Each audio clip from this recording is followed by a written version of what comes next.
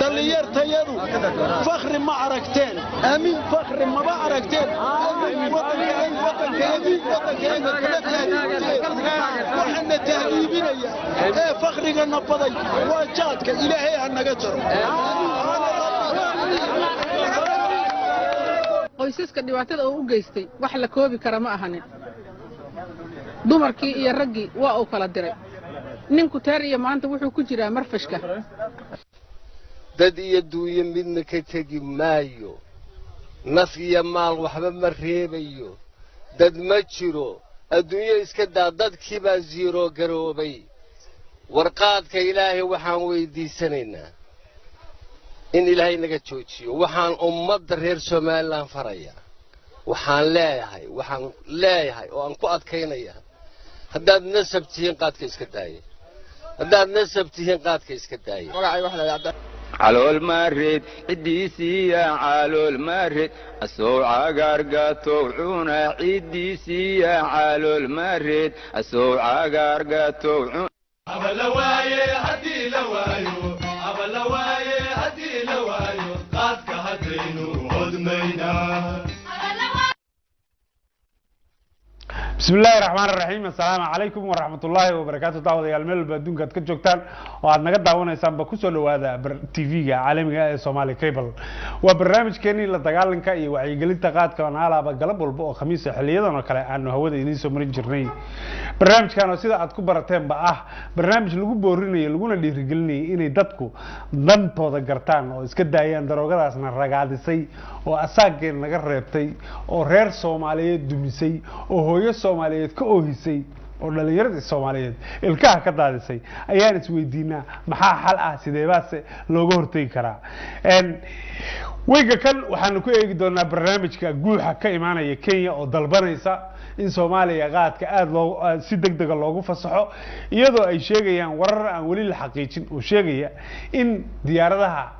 internationalka ah Soomaaliya loo furi doono 1 bisha August ayay Kenya waxay culays iyo dadaal badan saaraysaa in diyaaradaha qaadku ka mid noqdaan diyaaradaha horeeyay oo soo daga dhanka kale magaalada Muqdisho ayaanu barbixin idinkaga haynaa iyo dareenka dadka ku aadan balqaadkii joojintiisii sida looga reystay ma loo darsaday iyo dhibka uu leeyahay idinka oo daawadayaasha fikirkiina iyo taladiina waa lafdhabarta barnaamijka waana soo dhaweynaynaa fariimihiina si toos ah ayaad noogu soo diri kartaan waxaan kala xusid mudan runtii in aad sidoo kale qoraal ahaan ama telefoon ahaan baad noogu soo diri kartaan marka hore aan ku hormarno waa magaalada Muqdisho iyo warbixintan aan ku eegayno bal sida loo arko joojinta qaadka laga joojiyay Soomaaliya كل واحد مالين يا إن قاتك الله قرستي ده كي برشيد نميت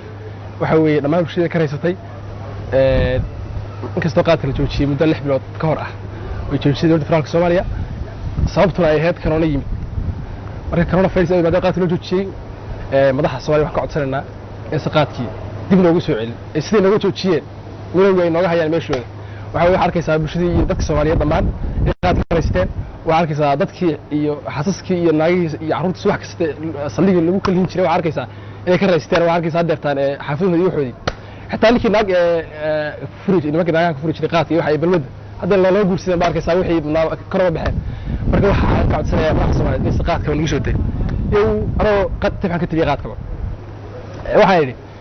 qaado ku daayay daahna isoo dooran ilkaha ay diirtiyo dibnaha ay diirtiyo ilkaha daqadka gaarsiisay dadku wala yaabaan markaan deerka soo galay dadku way yaabaan markaan deerka soo galay dunigaadi gelisiyo waxaad ugu dambaysiisay dadku way mood darbijiif mood ruux dib jiray moodaan dadku waa aragtidoodii taageerinta noqon lahaa daay hadalka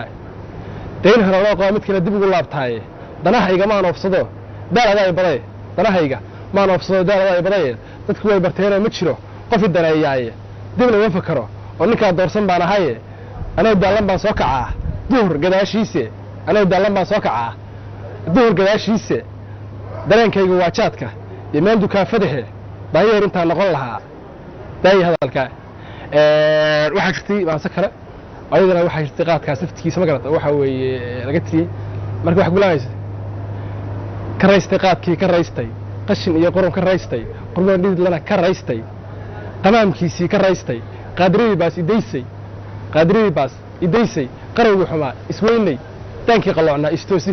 qabsinadii xirnaa wacnaade qoryo raamsigii la jooji kharash la'aantii ka raystay wabillahi tawfiiq aydan maasantihiin haddii dib loo socyo waxaan dhihi anagu mustaqbalka ummadda soomaaliyeed lagama fakerin haddii qaad dib loo socyo mustaqbalka ummadda soomaaliyeed iyo dhalinyarada soomaaliyeed lagama fakerin waayo hadda waxaa arkaysaa 6 bilood oo qaadka maqnaa in dhalinyarada waxa weeye ay soo wada nuurtay aad u soo wada wacnaatay dhexgalkii kii waxaa arkaysaa qaadka firin jiray subax masaajidka ka horeeya arkaysaa waxaas waa qaadlaanta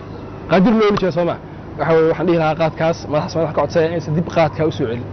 waxaan ka mid ahay dhalinyarta Soomaaliyeed ku nool caasimadda dalka Soomaaliya waxaan rabaa halkan inaan kaga soo gudbiyo dareenkayga ku aadan qaadka mirooga oo la naga jaray oo la celiyay iyo sida bulshadu isu bedeshay intii uu go'naa iyo sida dhaqaalaheena iyo aan u dareenay nolosha bini'aadanka horta marka hore waxaan aad baalkii u bogaadinayaa madaxda Soomaaliyeed oo amarka ku riday inuusan soo degin qaad dambe oo ka soo dega Soomaaliya asagoo lagu hayay dhaqaale daro asagoo lagu hayay burbur asagoo lagu hayay bahdil dil dhac boob intaba ayay isku jira dhalinyarada Soomaaliyeed qof cayrsada iyo mid lagu dilo iyo mid cunayay ahaayeen inta waxa ay dheer waxaan aad ula qiirooday oo maanta igu kaliftay inaan soo booqdo telefishinka Soomaali Cable waxaan soo maray nin maalin dheer wada taagan ninkaas waa keligii qof lama joogo laamigu soo taagan yahay waan daba istaagay ninku waa hadlayaa waxaan isla ninku miyuu xanuunsan yahay ninku waa gab yahay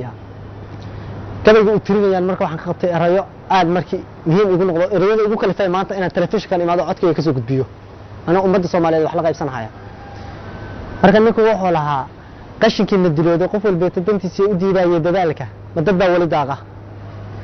inta naaga ka dinta ku dibooda habeenkii oo dantooda ku seega daayin baan kugu dhaarshay ninkii qaadal darow adigoo dameer weydiyo darbi jiif lagu moodo oo daanyeer ka qurmoon bay dadku ka didayaan asagoo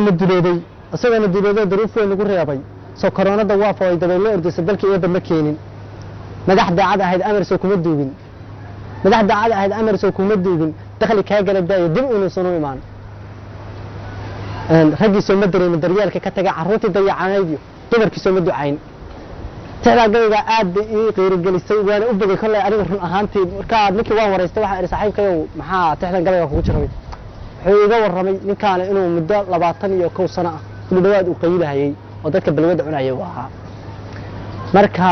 wuxuu u dhahay nolosha adduunka wax ii ahayd 4 bilood oo la daayay qaadka bay nolosha adduunka ii ahayd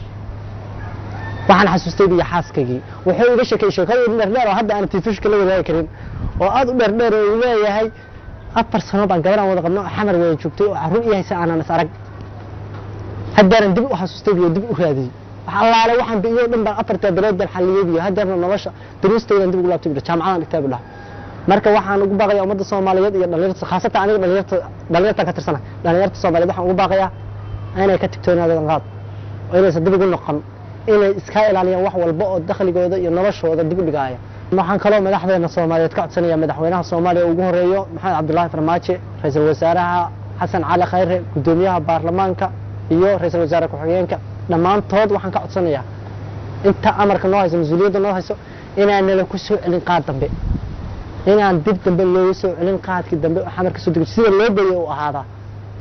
si horumarka naga iyo dhaqaalaha naga iyo wada jirka naga uu midoobo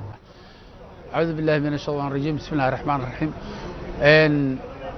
waxaan u maleynayaa waxa hadda la isla dhex marayaa waa inay tahay sidii dib loogu soo celin lahaa oo marka loo furi lahaa jaadka haddana waxaan doonayaa inaan caddeeyo jaadku waxtarka uu leeyahay iyo dhibaatada uu leeyahay haddaba marka haddii wuxuu 4 arrimood ay meesha ka saaraan waxtar male waxay leeyihiin khasaaro ba'an oo aan laga kaban karin jaadku waa dilaaga caafimaadka waa midka la dirira nadaafadda waa midka baabi'iya dhaqaalaha waa midka qofka u diida hurdada waa mid haddana qofka bini aadanka ah ku abuura inuu sahlado waqtiga oo uu sahlado hadduu shaqo samayn lahaa hadduu camal aakhira samayn lahaa hadduu wax caabudi lahaa hadduu wax qabsan lahaa inuu wax walba sahlado haddana jaadku waa cudur aad ugu daran qofka marinkiisa ama qofka ku haga meel walba meesha ay ka xun tahay oo haddana bara qof walba qofka uu ka xun yahay sidaa darteed markii hadda la joojiyey waxyaabaha laga dareemay oo laga helay waxaa ka mid ah caafimaad iyo nadaafad iyo dadkii oo hurdadoodii u helay wakhti u miisaaman oo ay shaqo tagaan ama ay wax fahmaan ama ay baahidooda iyo saxdooda qaladkooda kala gartaan sidaa darteed waxaan anigu leeyahay marka hore waxaa xiray waxay ahayd duruuf dunida ka dhacday ee fikir dawladeed iyo dadaal shacabku sameeyey midna kuma imaan balse hadda tii ayada ahayd waxaa ka dhex dhalatay in la gartay dantii dalka iyo dalka kan iyo dhibaatadii uu ku hayey mid dhaqaalaha dhexe kan qarannimo iyo kan qofnimo intaba sidaas darteed waxaa marka loo baahan yahay inaan dadka lagu soo celin bahalka oo dib loo joojiyo waxaa kaloo jira bahalkan Kenya waxay ku leedahay lafdhabar dhaqaale